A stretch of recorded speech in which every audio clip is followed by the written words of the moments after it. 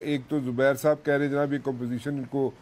ठीक नहीं है, इनके क्वेश्चन मार्क है इस पे। और सेकंडली एक चीज का जनाब एग्रीमेंट हो गया जनरल साहब कि जनाब ये खर्च कहाँ पे हुए, खर्च कहाँ पे हुए, यहाँ पे कर्जे इनको भी पॉइंट आउट किया जा सकेगा। और जो मैं बार बार बात कह रहा हूँ उसको कैसे ट्रैक किया जा सकता है जनरल साहब कि ये किकबैक्स कितनी मिली, किसको मिली और कैसे मिली। और वो गवर्नमेंट जहां से किकबैक्स आई हमारे गवर्नमेंट के अंदर या हमारे मुल्क के अंदर जो लोग थे जिन्होंने ये डील करवाई या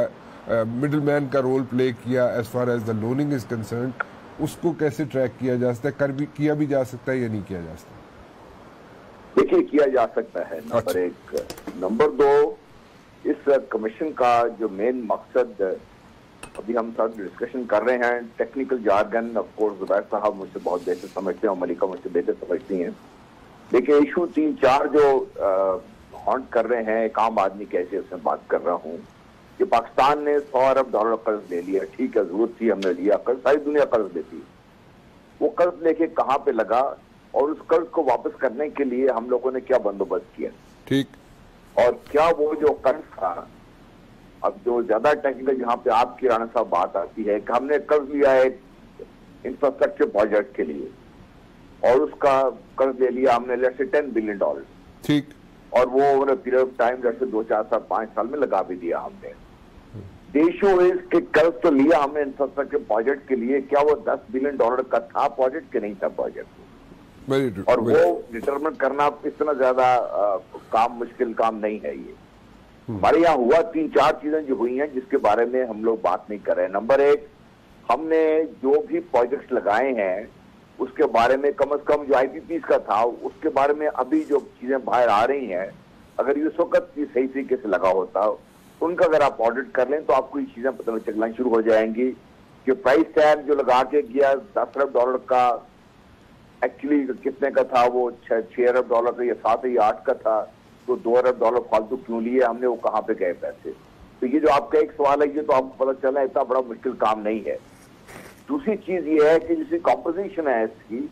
उसमें बड़ा क्लियरली लिखा है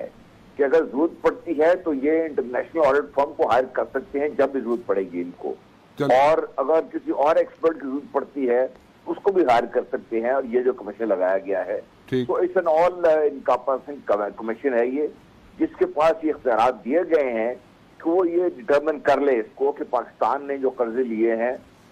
क्या वो अब बिल्कुल सही लिए हैं। अगर सही लिए हैं obviously there is no issue, और अगर लिए हमने तो किस मकसद के लिए हैं, क्या उस मकसद के लिए इस्तेमाल हुए हैं। नंबर 3,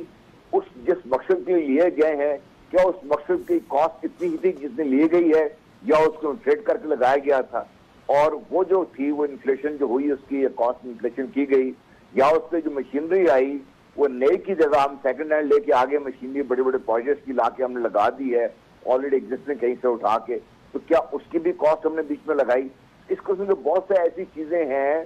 जो उठ के सामने आई हैं और जिसके बारे में अभी ये जो मुझे इत्तलात हैं, जो मैंने लोगों से इस्लामाबाद में मुख्तलिफ लोगों से बात की है,